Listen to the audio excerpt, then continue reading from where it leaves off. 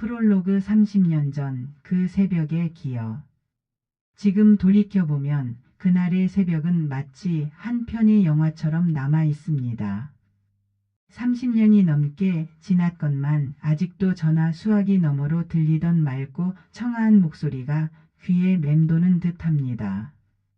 그 시절 저는 20살간 넘은 풋내기 청년으로 군대에서 통신병 근무를 하고 있었습니다. 밤이면 졸음을 이겨내며 무전기와 교환기를 지키고 낮이면 행정실에서 서류를 옮기던 그저 평범한 군인의 나날. 하지만 그날 새벽에 걸려온 한 통의 전화가 제 인생에 잊혀지지 않는 추억으로 바꿔놓았죠. 첫 번째 전화, 낯선 목소리. 새벽 1시. 통신실 안은 고요했습니다. 형광등이 희미하게 깜빡였고 무전기에서 흘러나오는 잡음 소리가 단조롭게 이어졌습니다. 그때 갑자기 따르릉 정적을 깨고 일반 전화벨이 울렸습니다. 군부대 전화는 대부분 좋지 않은 소식을 전하곤 합니다. 전방 사고 소식, 가족의 부고 혹은 급한 보고 지시. 그래서 저는 물론이고 옆에서 근무하던 후임 김일병도 순간 긴장된 표정으로 수화기를 들었습니다. 여보세요? 누구를 찾으십니까? 잠시 정적이 흐른 뒤 들려온 목소리. 잘못 걸린 것 같아요. 죄송합니다. 놀랍게도 또렷하고 고운 아가씨의 목소리였습니다. 군 생활 내내 거친 남자들의 고함과 지시만 듣던 제 귀에는 그 목소리가 마치 종소리처럼 울렸습니다.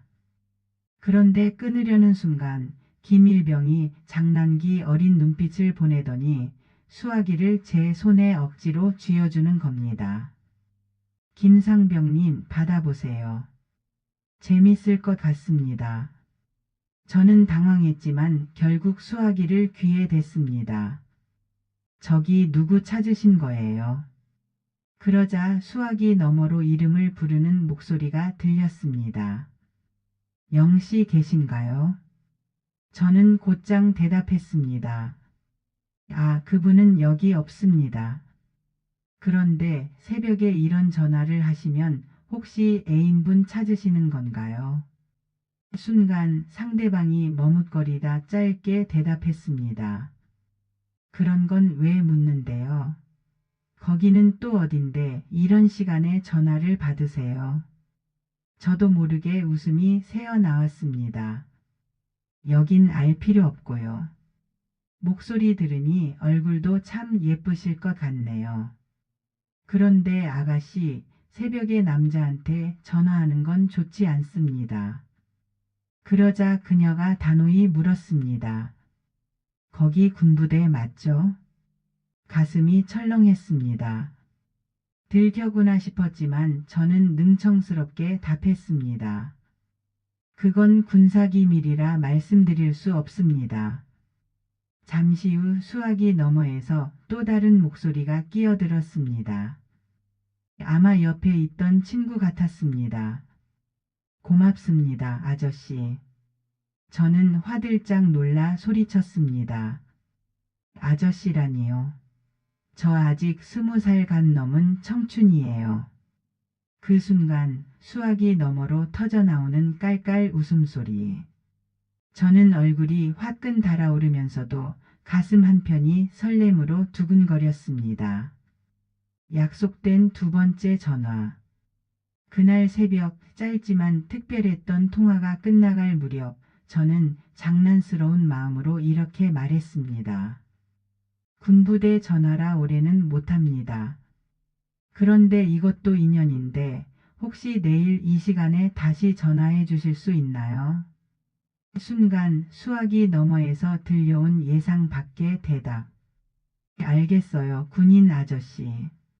내일 전화할게요. 그리고는 또다시 깔깔 웃는 소리와 함께 전화는 뚝 끊겼습니다. 저는 수화기를 들고 멍하니 서 있었습니다. 이게 뭐지? 꿈인가 현실인가? 옆에서 통화를 지켜보던 김일병이 웃으며 말했습니다. 덕분에 새벽 근무가 재미있었네요. 그런데 이상병님, 내일 진짜 전화 올까요? 내일은 근무 시간이 1시간 늦는데 바꿀까요? 아니면 혹시 모르니 그냥 기다려 볼까요? 저는 괜스레 쑥스러워 헛기침을 했습니다. 에이, 설마 오겠냐. 그냥 장난삼아 한 소리지. 뭐 오면 오는 거고 아니면 말고. 하지만 마음속 깊은 곳에서는 내일 새벽을 기다리게 될 것 같은 불길한 예감이 들고 있었습니다. 기다림의 새벽. 그날 이후 저는 근무를 마치고 침상에 누워서도 잠이 오지 않았습니다. 눈을 감아도 자꾸만 수화기 너머로 들리던 맑은 목소리가 귓가에 맴돌았습니다. 군 생활 내내 듣기 힘들었던 부드럽고 따뜻한 여자 사람의 목소리. 내일 전화할게요. 그 말이 마치 약속처럼 남아 제 가슴을 두근거리게 했습니다. 다음 날 밤 저는 김일병과 교대를 하며 통신실을 지켰습니다. 혹시나 전화를 놓칠까봐 다른 보고 전화도 더욱 긴장하며 받았습니다. 새벽 1시. 전화벨은 울리지 않았습니다. 새벽 1시 10분. 여전히 조용했습니다. 그럼 그렇지. 새벽에 전화가 올 리가 없잖아. 저는 일부러 툴툴거리며 말했지만 사실 속으로는 기대가 무너져 내리는 느낌이 들었습니다. 그때였습니다. 따르릉. 갑자기 요란한 벨 소리가 통신실을 울렸습니다. 김일병이 잽싸게 수화기를 들더니 몇 마디 하곤 제 쪽을 힐끗 바라봤습니다. 그 눈빛은 왔습니다. 이상병님. 이라고 말하고 있었습니다. 그리고는 수화기를 제게 내밀었습니다. 받으세요. 찾는 사람 있습니다. 두 번째 통화. 심장이 터질 듯 뛰었습니다. 저는 떨리는 손으로 수화기를 들었습니다. 여보세요? 그러자 어제 들었던 그 목소리가 또렷하게 들려왔습니다. 안녕하세요. 어제 전화 달라고 하셔서 전화했어요. 순간 가슴이 쿵 내려앉았습니다. 아네. 저는 그냥 인사치레로 말한 건데 정말 전화를 주실 줄은 몰랐습니다. 솔직히 좀 놀랐습니다. 그러자 그녀는 살짝 화난 듯 대답했습니다. 뭐예요? 아가씨한테 전화 달라고 해놓고 장난이었단 말이에요. 저는 다급히 손사래를 치듯 소리쳤습니다. 아, 그런 뜻이 아닙니다.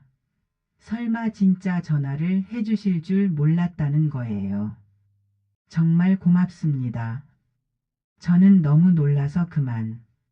그녀는 잠시 웃음소리를 흘리더니 차분히 말했습니다.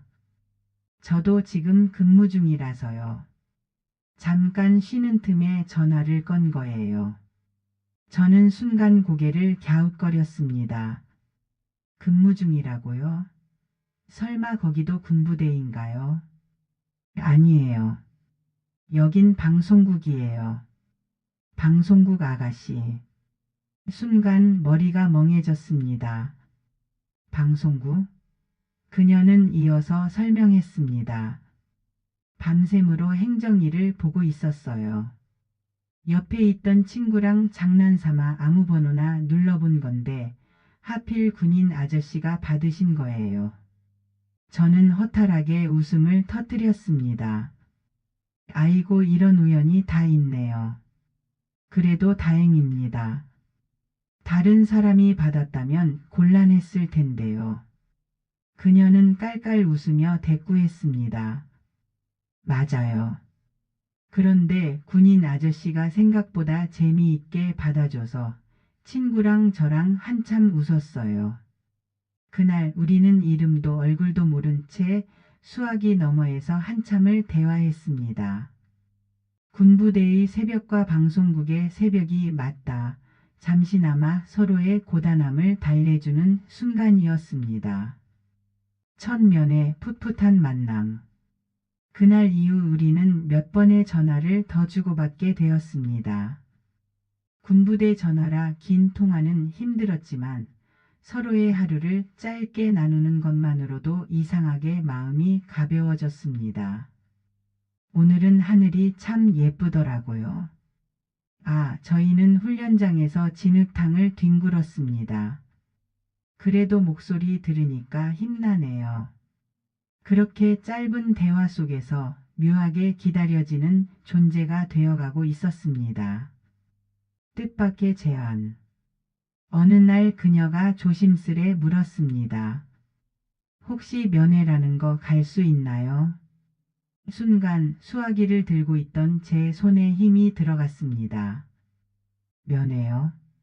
저를 보러요? 네. 친구랑 같이 갈 수 있을 것 같은데 토요일이면 괜찮나요?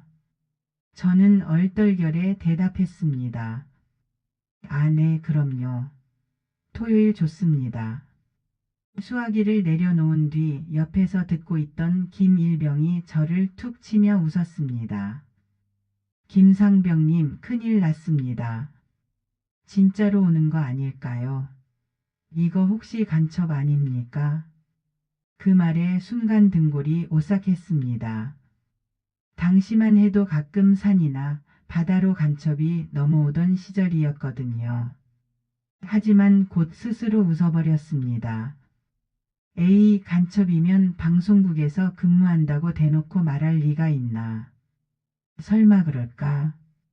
결국 우리는 장난처럼 혹시 간첩이면 잡으면 되고 그러면 포상휴가 나오고 진급도 빨라지겠지? 하며 농담을 주고받았습니다. 하지만 속마음은 달랐습니다. 이름도 얼굴도 모르는 그녀가 정말 면회 온다고 생각하니 가슴이 뛰어 잠을 이룰 수가 없었습니다.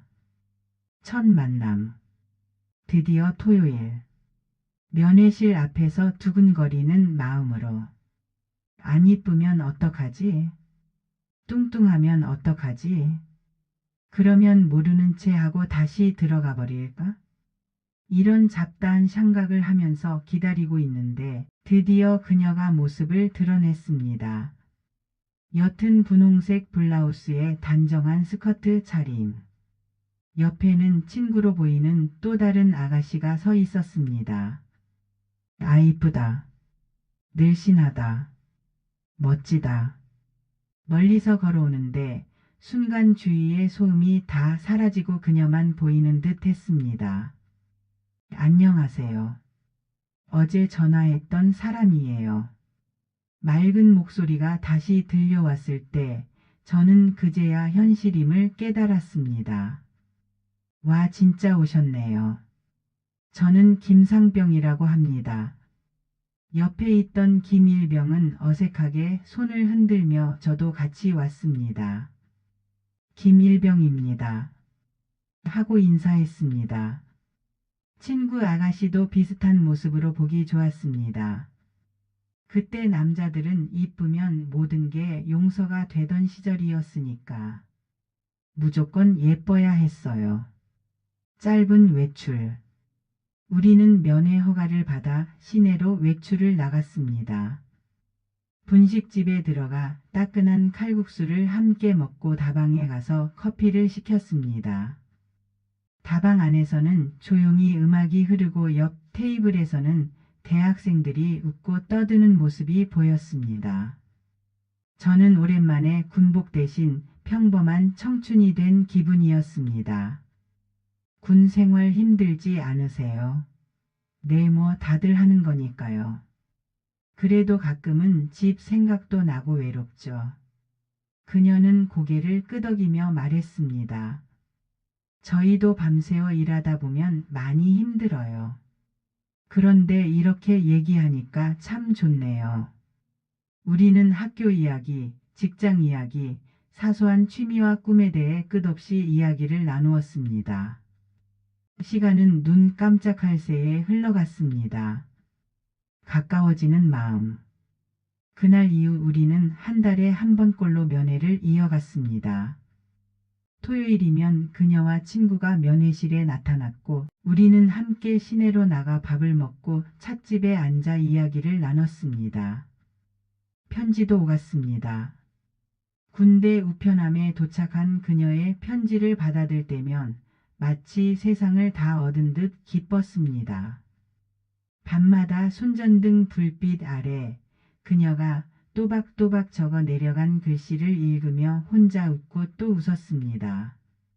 서로의 일상을 나누고 고민을 들어주며 조금씩 조금씩 마음의 거리가 가까워져 갔습니다. 이게 혹시 사랑일까? 조심스러운 기대와 혹시나 하는 두려움이 교차했습니다. 군대 생활 말년이 이렇게도 풀리는구나 하는 생각이 들 정도로 꿈 같은 시간이었어요. 그러다가 제대 날이 와서 시내에서 그녀를 만났습니다. 그때 처음 손을 잡았습니다. 젊음의 열정이 확 올라오는 걸 억지로 참고 손만 잡고 있다가 집으로 가는 고속버스에 올랐습니다. 우리들의 뒷일은 서로가 물어보지도 못하고 그렇게 헤어지게 되었답니다. 우리 둘 다 순진해서 이게 헤어지는 건지도 모르게 헤어지고 말았습니다.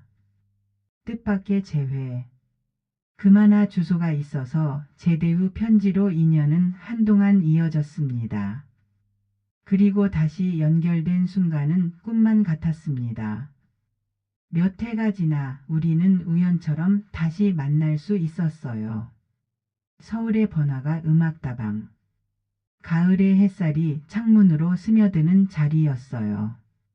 그녀는 직장 생활을 하면서도 처음 만났을 때의 순수한 눈빛을 지니고 있었어요. 나는 아직 공부를 하고 있다는 것을 말할 때 뭔가 거리감이 느껴졌습니다. 서로의 삶의 공간이 달라졌음을 느끼면서도 눈빛만큼은 그때와 다르지 않았어요. 짧은 여행. 우리는 며칠 뒤 가까운 바닷가로 여행을 떠났습니다. 기차에 나란히 앉아 창밖을 바라보던 순간 마치 미지의 세계 여행을 하는 듯 했습니다. 오빠 기억나요? 그날 새벽 전화전은 사실 지금도 가끔 떠올려요. 그녀의 말에 웃음이 번졌지만 마음 한편이 아련하게 시려왔습니다. 그때 그 전화가 아니었다면 아마 우리는 이렇게 다시 만나지도 못했을 거야. 바닷가를 거닐며 나눈 대화는 잔잔했지만 깊었습니다. 우린 서로의 꿈을 이야기했고 살아가는 무게를 이야기했습니다. 다가온 현실. 밤이 되어 숙소 근처 작은 포장마차에서 마주 앉았습니다. 소주잔 사이로 조심스레 꺼낸 대화는 곧 현실을 마주하게 만들었습니다. 그녀는 오빠, 난 이제 직장 생활은 한지도 좀 오래되어서 하루하루 버티는 것도 좀 힘에 버거워. 집에서는 결혼 이야기가 계속 나오고 그래. 오빠는 아직 그런 생각을 못하잖아. 그녀의 말에 나는 고개만 끄덕였습니다. 나는 아직 학생이고 곧 졸업하면 취직을 할 건데 시간이 좀 더 걸리겠지? 그래도 우리 자주 만날 수 있을까? 짧은 정적이 흘렀습니다. 그녀의 눈빛은 따뜻했지만 동시에 슬픔이 묻어 있었습니다. 우린 서로를 원했지만 각자의 길이 너무 달랐습니다. 아니, 이젠 서로가 현실을 거부할 수 없다는 것을 알고 있었습니다. 그래서 마음이 더 아파오는 것 같았습니다. 이런 사연이 주변에 참 많다는 건 알았는데 그게 우리일 줄이야. 나도 그녀도 답답한 마음을 어찌 할 수 없어서 바닷가로 나가자고 내가 손을 잡아 끌었습니다. 이루어질 수 없는 마음. 바닷가를 다시 걸을 때 파도 소리가 유난히 크게 들렸다. 그녀는 내 옆에서 미소 지었지만 그 미소 뒤에 감춰진 안타까움과 아쉬움은 나도 느낄 수 있었습니다. 오빠 우리가 더 일찍 만났다면 어땠을까요? 그녀의 조용한 물음에 나는 대답을 하지 못했습니다. 그저 그녀를 끌어안고 서로의 숨소리와 가슴 떨리는 느낌만 느끼고 있을 뿐이었습니다.